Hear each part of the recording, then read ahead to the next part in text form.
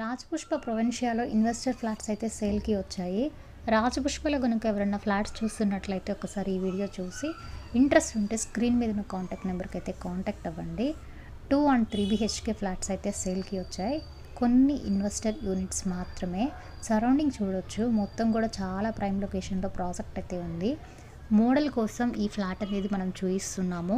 Price వచ్చేసి 10,500 పడుతుంది. Investor unit including all అయితే ఇస్తున్నాము. ఇంకేదైనా డౌట్ ఉన్నా సరే ఒక్కసారి కాంటాక్ట్ అయితే అవ్వండి.